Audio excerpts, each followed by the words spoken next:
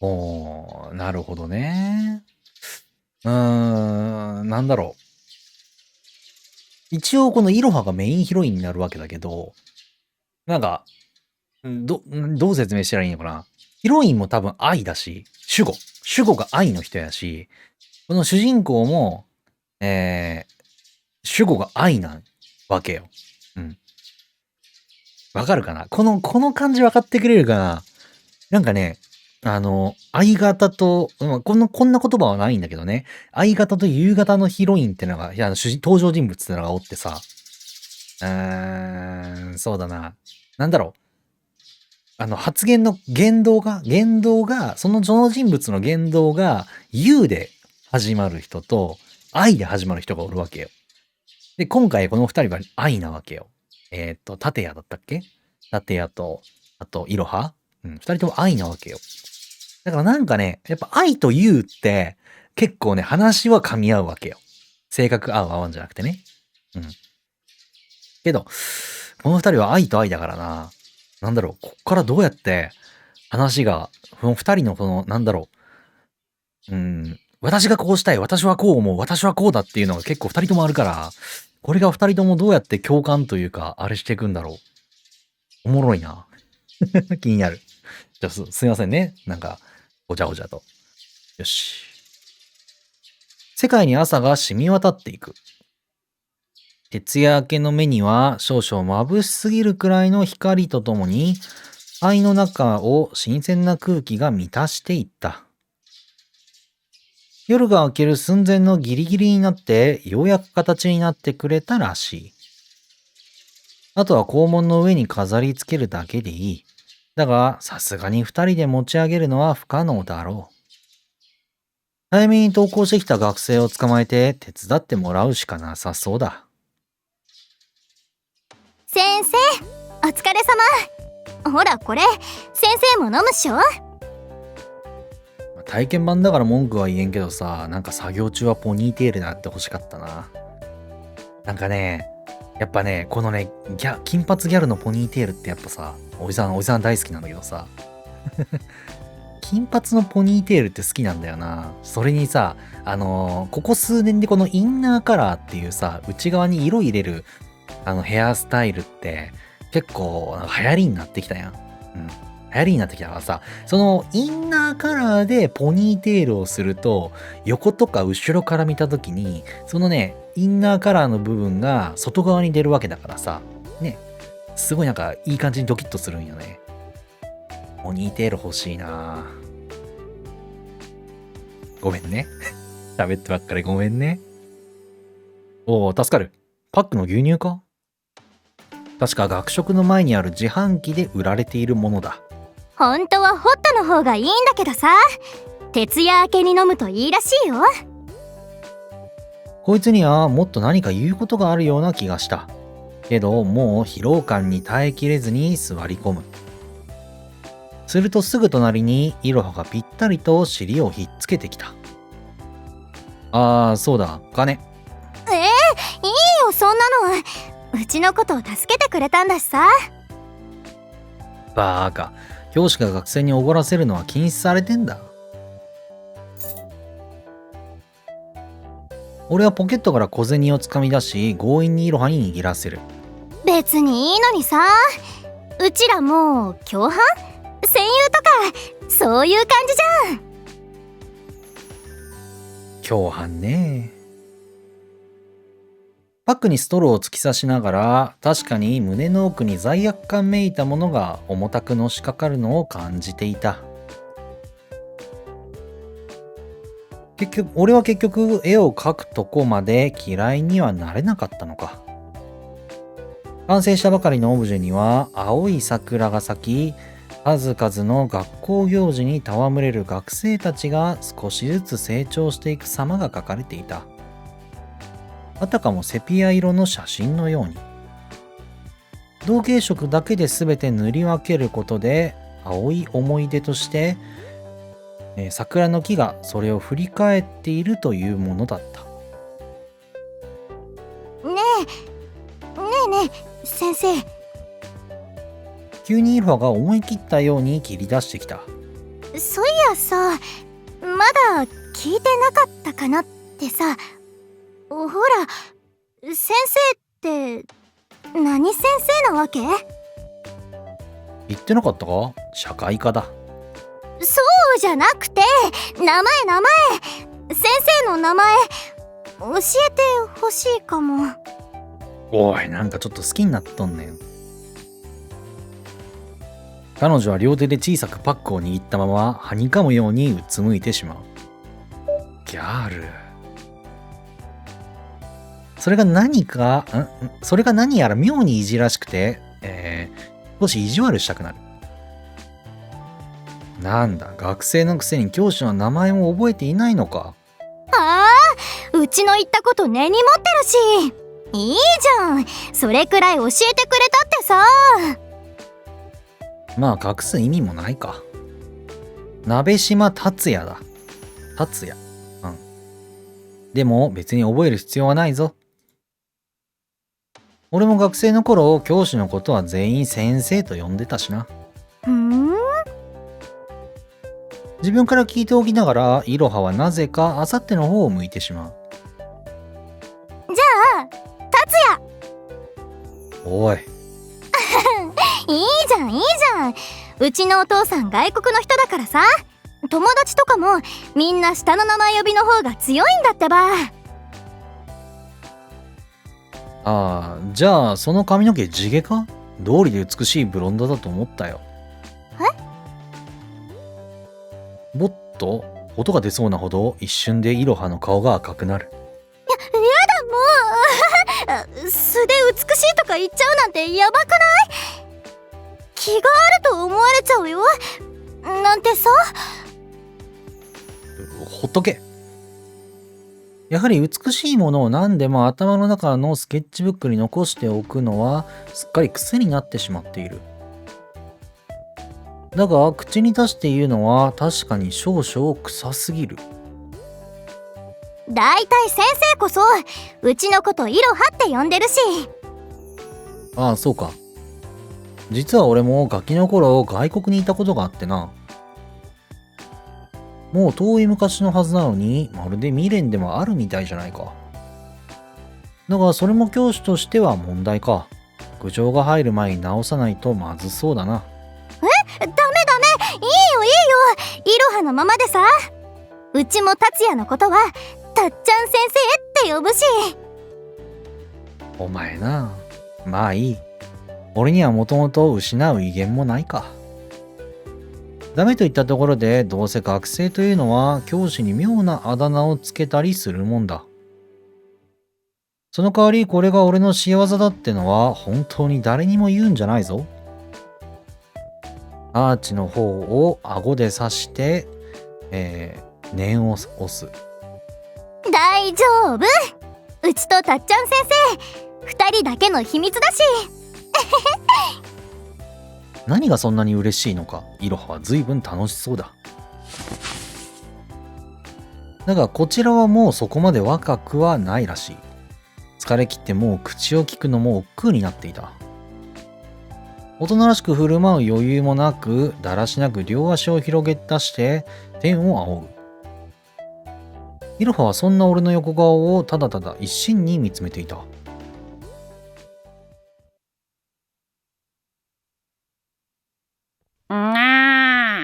お、猫。あら、こんなところでどうしたのステファニもう本当になんかいろんな名前で呼ばれてるな。こいつも多分ヒロインやんな。ひょっとして氷のように冷たい心をした飼い主から締め出しを受けたのかしら。あら、でけえ。ふーん、先生ったら面白いことをしているのね。という言い方をするというのは、こいつはこの先生の達也の過去を知るんやな。つまり。うん。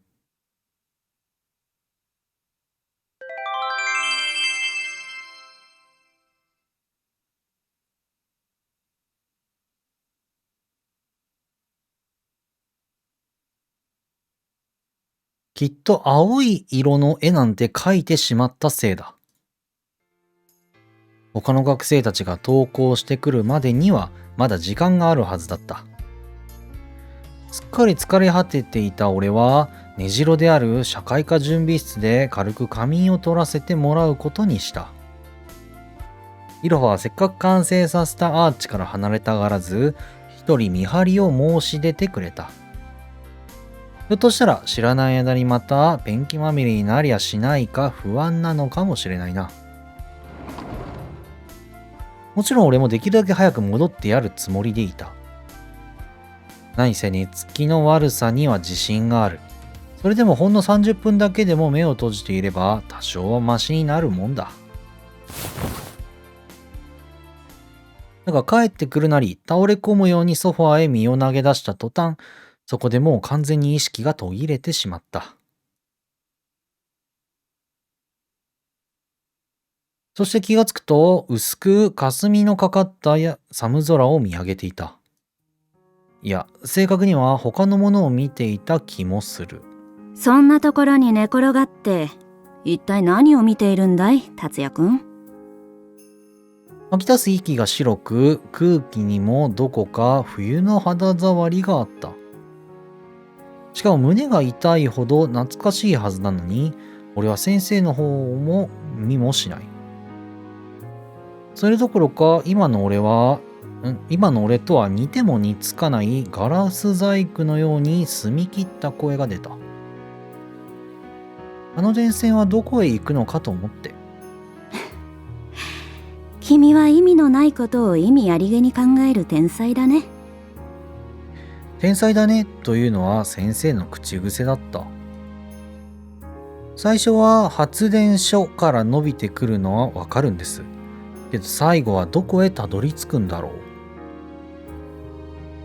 う。海は陸の端っこなのに、あの電線はまたどこかへ向かっていくんだもの。そこでやっと俺は彼女の方を見た。どうやら俺たちは冬の冬の浜辺にいるらしい。だからこんなにもはっきり声が聞こえるのに、彼女の姿だけがぼやけて像を結ばない。それはね、達也くん、きっと大人になればわかることさ。大人？俺は大人になれたんだろうか。見下ろすと手も足も細く小さく、少なくとも誰かを守れる騎士のようには見えなかった。でも小さな俺にとってそれは気にすることではないらしい。だったら先生にはわかるの？だって先生は大人だもん。ところが君の先生にもさっぱりわからないんだ。つまり私もまだまだ若いということさ。先生はそう言いながら俺の首にマフラーを巻いてくれた。ほんのちょっぴり人生に疲れたように指先にはささくれが目立っていた。でも俺はそのざらりとした温かい手が好きだった。さあ、もう行こうじゃないか。ここは少しばかり寒すぎる。第一、誰だって電線の行き先どころか自分自身の行き先だって分かりはしないんだぜ、達也くん。先生はカバンにスケッチブックをしまうと、それからやっと自分も手袋をはめた。今度はそのモコモコした手に惹かれ、俺は歩いていく。ほんの少し恥ずかしかったけども、あの頃はただそれだけのことで嬉しくなってしまうほど純粋だった。ありもしない怪物に怯えるほど臆病だった。波打ち際に建てられた砂の城が崩れていくのを見て悲しくなってしまうほど繊細だった。おそらく技術的なことを言えば才能を認められ海外へ連れ出されてから身につけたものの方が大きい。でも俺に絵を描く楽しさを教えてくれたのは間違いなく先生だった。なのにどうして先生は画家を辞めたり、まさかやっぱり俺と同じだったと？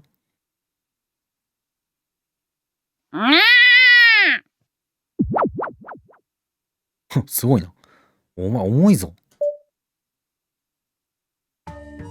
目を開けるといきなり太っちょな虎猫がドアップで俺の視界を埋めていた。その重量で肺を圧迫され、たまらずベンチプレスでもするみたいに抱き上げると、二の腕の筋肉がプルプルと震えた。うちのお猫様はそんな負傷の家臣を憐れむように見下ろしながら、さあ撫でるがよいとばかりに狭い額を突き出してくる。たく、こっちはお前のせいで苦労させられる羽目になったんだぞ。分かってるのか？ちょうど添い寝をするように巨体を隣に寝かせ、お望み通り頭を撫でてやる。だがブーヤンは飼い主の愚痴など聞こえぬとばかりにもうあくびをしていた。自由気ままなところも実にキュートだ。しかしよくこいつに寝られたまま眠っていられたな。一体今何時？何？俺は時計を見て勢いよく体を起こしてしまう。拍子にブーヤンの巨体がソファーの下へ消えていったが、もう奴に構っている余裕はなかった。もう入学式が終わってる時間だろう。やっちゃったな。まずいまずいまずいまずい、さすがにまずい。非常勤講師に入学式へ顔を出す義務はないが、条例をすっぽかした上、今まで何の連絡も入れていない。しがないサラリーマン教師に無断欠勤など許されないのだ。鍋島先生、どうしたんです？そんなに慌てて。ランニングなら自分も付き合いますよ。なんせ有酸素運動は脂肪燃焼に最適ですからね。岡本君、ちょうどよかった。岡本君は正規の教員で、俺より3つ年下だが、なぜかよく声をかけてくれる。入学式の後にはホームルームがあるはずだから、彼もちょうど自分の受け持つクラスへ向かうところだったんだろう。ちなみに岡本君はその爽やかな風貌と肉体美から、学生たちにナイスバルクと呼ばれ親しまれている。でもただ単に腹を引っ込めたいだけなら30秒サーキットの方が。筋トレについてはまた日を改めて聞かせてもらうよ。それより実は遅刻したのにうっかり連絡を忘れてね。職員室で何か言われてなかったかな？そのことですか。やっぱり問題になったのか。だったら心配ないと思いますよ。職員室まで直接知らせに来てくれた子がいましたから、自分が頼み事をしたせいで遅れてくるとかなんとか。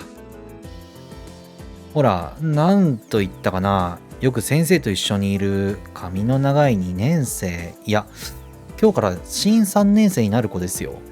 白いやつか。新3年生？ほら。それを聞いて思い当たるのは一人しかいない。イロハの可能性も考えたが、あいつの上履きは、新2年生の色だった。でもどうして俺が寝坊したことを知ってんだ。そもそも3年のあいつが何故入学式に学校に来ていたのか。おかげで命拾いしたのは確かだが、いずれにせよ厄介なやつに助けられてしまった。俺はひとまず岡本くんに礼を言ってその場を離れる。しかし慌てて飛び出してきたのにいきなり手持ち無沙汰になってしまったな。そのせいで一瞬やりたいこともやらなきゃいけないことも思いつかなくなる。やばいな。寸前でそう気づけたはずなのに、止めようもなく胸の中の空白を意識してしまう。たちまちそいつは心に空いた隙間へ容赦なく忍び込んできた。思い出したくもないはずのトラウマばかりが前触れもなくフラッシュバックしてきたのだ。くそ、やっぱり青い絵なんて描いたせいだな。実は以前にも俺は青が印象的な絵を描いたことがある。その絵は俺が画壇を去る直接の原因になってしまった。あんなもの書かなければよかった。それは今朝仕上げたばかりの作品に対してか、過去に描いてしまった青い少女の肖像に対してか。でも二度と描かないと決めていたくせに、筆を取った瞬間に感じた喜びまではごまかしきれそうにない。そうだ、肛門のアーチ、あの後どうなったんだ。イロハは何もかも押し付けてしまったんじゃないか。それも教師が寝坊したせいでだ。イロハに何もかも押し付けてしまったんじゃないか。それも教師が寝坊したせいでだ。ひらがな連発。もしあいつに会えたら謝ってやらないと。それは教師としての責任なのか、ただ単に自分の作品が愛おしいだけなのか。あるいは運命の導きだとでも言うのだろうか。俺がいつものようにサンダルを突っかけて校門の前までやってきたとき、相当あれだな、主人公いろんなもの抱えとるな。すごいな、こんなにいっぱい主人公に背負わせて大丈夫なんかな。お？あ、それでもでかいな。そこに一人の少女が立っていた。俺はただ訳もわからず息を飲む。内面の生真面目さを表すように、姿勢のいいまっすぐな立ち姿は百合の花を思わせた。そのくせおろしたての真新しい制服はどこかぎこちなく、長く伸ばした黒髪が薄紅色の花びらとともに風に舞っていた。頬にはまだふっくらと幼さを残しつつも、前髪の隙間から覗く眼差しには大人びた知性がきらめき、俺は不覚にも胸を高鳴らせてしまう。彼女は絹糸のような髪が乱れるのを抑えようともせず、純真なまでに肛門に飾り付けられていたアーチを見上げている。ああ、飾り付けは無事に済んだのか。それを確かめに来たはずなのに、気づくのは後になってしまうくらい、俺はこの子の横顔から目が離せない。横顔ってことは、学校の中から出てきたってわけじゃなくて、どっか歩道から来たってことか。確かに凛とした誠実な美しさを持つ少女だが、それが理由ではなかった。なぜか既視感を覚えたのだ。どう見ても新入生のはずなのに、どこかで会ったことがあるような気がしてならない。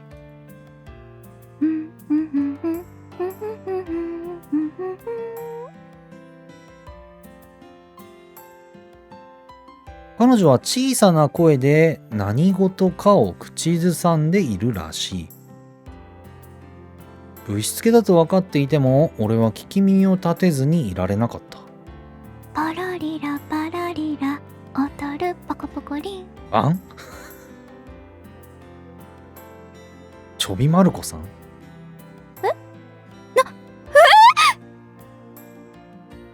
思わず小声で突っ込みを入れてしまい、少女の顔が驚きに彩られる。その瞬間、彼女が見せた無防備な表情にますます既視感が強くなって、こちらまで戸惑ってしまう。あなたはどうしてここに？ああ、驚かせてすまん。俺は一応この学校で非常勤の講師をしているものだ。嘘。そうは見えなかったか。赴任してまだ半年の新米なもんでな。ところで君は？忘れてください。何ですと？今のは別に私が小さい子向けのアニメが好きとかそういうことではなくて、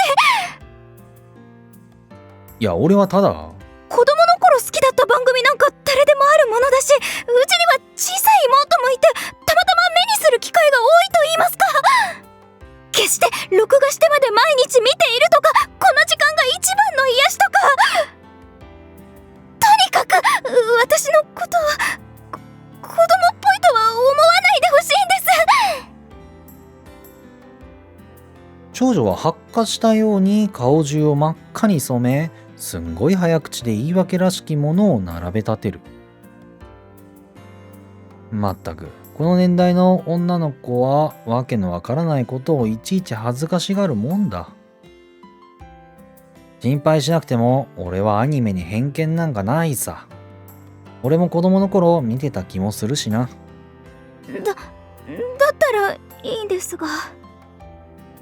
ああいうアニメって大人が子供に伝えたい大切なメッセージが込められていて、今でも時々ジーンとさせられたりすることがあって、いくつになっても新しい発見があるような気がして、見ていて飽きないんですよね。この子めちゃくちゃ語るな。自分で言ってたたまたま目にする機会が多いだけという設定を忘れてないか。真面目そうな子だと思っていたが、案外表情豊かなんだなといいように解釈しておこう。とにかくですね。強引に話を戻してきたか。あのアーチに描かれた子供の絵みたいな部分がアニメのキャラクターに似ている気がして、無意識に主題歌を口ずさんでいたというだけなんです。ああ、ニロファの描いた部分か。言われてみれば丸と直線だけで描かれた人物画はあの手のファミリーアニメに登場しても違和感がなさそうだ。だが待て、よく考えたら新入生は入学式の後もまだホームルームや教科書の受け取りがあるはずだろう。わざわざ休み時間に戻ってきてまであのゆるキャラを見てたのか。あなたの顔によっぽど子供アニメが好きなんだなって書かれてるような気がしてならないんですが。はは、空を見上げて電線の行き先を考えてましたなんて言われるよりはよっぽどマシさ。小さい頃の話とはいえあれはさぞ先生を困らせたろうな。だが記憶の扉が開き、ふとまた既視感に襲われる。でもなぜこのタイミングで。もし私がそう聞いてたら、大人になったらわかるとでも言ってごまかすつもりでしたか？何？突然ドクンと心臓が跳ねた。それでようやく既視感の正体に気づかされる。あなたは驚いた顔をする天才ですね。ただの例え話じゃないですか。天才だねは先生の口癖だった。そう、先生だ。夢の中でさえ像を結ばなかった恩師の姿が、忽然と目の前に現れたように錯覚する。はあ、そういうつながりがあるんか。似てる。この子は若い頃の先生に似てるんだ。娘っていうあれでもないだろうしな。妹か。可能性は妹だけど、全くの他人か。そして恩師によく似た横顔を晒しながら優しい笑みで俺の作品を見上げてくる。それにしてもすごいですよね。すべて青で塗られているのに、一つ一つがちゃんと別のものに見える。雲は雲に、人は人に、時計台は時計台に。それくらい普通のことじゃないのか？それが普通だと言えるくらい描ける人にとっては。長女はおかしそうに口元へ手を当てる。その仕草さえ俺の胸を激しくざわつかせた。やはり赤の他人とは思えない。硬いものはシャープに、柔らかいものは筆の牙を使って描くものに合わせてタッチを変えていますよね。どうやら君は絵に詳しいようだな。だったら美術部に入るといい。うちの美術部はレベルが高いらしいし、このアーチもその美術部が作ってくれたそうだぞ。そこでこの顔？とぼけてみたものの、もはやこの子と目を合わせることさえ難しかった。さりとて定規で引いたようなまっすぐな視線に抜かれ、逃げることもできずにいる。金髪の先輩がおっしゃってました。昨日ペンキまみれになったはずなのに、いつの間にか誰かが修復してくれたのだと。イロハのやつ、ごまかし方が下手くそすぎる。だが普通なら俺とこのアーチを結びつけることなどできないはずだった。祈りですよね。祈り？願いでも希望でもなくて、この絵に込められた思いは祈りだという気がします。青い色だから余計にそう感じます。同じ絵を見ても人によっては捉え方は様々だ。想像力の連鎖反応を起こした時、それがどこへ行き着くかはその人が巡ってきた人生の旅路にも影響されるからだ。だから必ずしも書き手の狙いとは一致しないことも多い。俺の中に祈りというフレーズはなかった。だというのに奇妙に納得させられる。確かにこの作品には自分のようにはなるなという祈りが込められている。もしや君は俺を知っているのか？抗うこともできず挫折してしまったかつての俺を、どこまでも自由に飛べるはずだと疑いもせず情けなく、墜落してしまった俺を。それは震える声帯からあと少しでこぼれ出すところだった。でけえ。あけびさん、何してるの？こっちこっち、ホームルーム始まっちゃうよ。申し訳ございません。すぐ戻りますね。そこへ少女と同じクラスらしい子が声をかけてきた。あけび。やはり、あけびさき。3文字で2読み？すごいな。あけびさきなのか。ということは妹か。やはりってことは面識があるっぽいしな。だから彼女も小走りにそちらへ戻っていき、新入生同士和気あいあいと一塊になって歩き始める。もう、わざわざ校門とこまで戻ってるなんてびっくり。でもわかるよ。みんなすごいって言ってたもんね。ええ、つい見入ってしまいました。大事なことを聞きそびれたような寂しさと、かろうじて失態をさらさずに済んだという安堵が同時に胸にのしかかる。まあ新入生の間でもこのアーチは評判がいいと知れたのは救いかな。胸に溜まっていたものを吐き出すと思いのほか大きな響きになって春の風に溶けた。そのまま背を向けかけたところだった。そうそう、鍋島先生、巡り巡って戻ってくるんだそうですよ。何？電線の行き先です。発電所から出てまた発電所に戻ってくるんだそうです。ちょうど豆電球の回路のように一周して、そうやね。世界中の空を旅する渡り鳥のように真空の宇宙をまたぐ天体のようにです。今度聞かれた時には答えられるよう調べておいたと母の日記にそう書かれていましたから。はは。急に来たな。急に来たな。急に来たな。それでは失礼いたします。彼女は艶やかな黒髪を翻し、今度こそ同級生たちと一つになる。これでも教師だ。電線の行き先くらいもう知っている。だから俺のつま先から頭のてっぺんまで衝撃が貫いていったのは、今度こそ確信させられたせいだ。なんという運命のいたずらか。いっそ誰かの陰謀だと疑いたくなる。あけびさきは亡くなった先生の娘だ。ということはだって娘がこの年になるってことは相当の達也は相当の年齢になるべ。せやろ。40とか40くらいか。だって20で結婚しても、娘が、高校、まあ、学園か。学園生になる頃には、じゃあ30、最短で38やろ ?38、37とか8とかやろね。まあでも新入生だから36になるんか。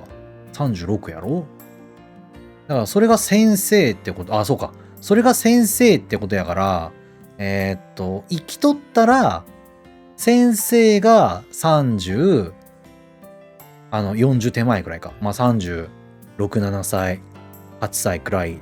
最低でもね、それぐらい仮定して、で、それが先生として子供の頃の達也をあやりするってことは、まあなんだかんだで達也は20代前半ぐらいになるんか。そうやな。そうすると、まあ先生と言われるくらいだから、先生と呼ばれる子供の頃に先生、だから達也が子供の頃だから大体まあ、小学生だと仮定して、まあ小学6年生で12歳やろまあ12歳と仮定したとき、こんな考察に全く意味はないのにな。でもなんか頭の中にも浮かんでしまったものは仕方ない。うん、その時先生が、まあ娘を産んどるっていう、でもな、娘っていう、あれが、なんか、でも違うか。まあいいわ。ごめん。マジこれだけで動画一本なりそうや。すまん。そして10年前、俺が画家を辞めるきっかけになった青い少女の絵。そのモデルとなった女の子でもある。はあ。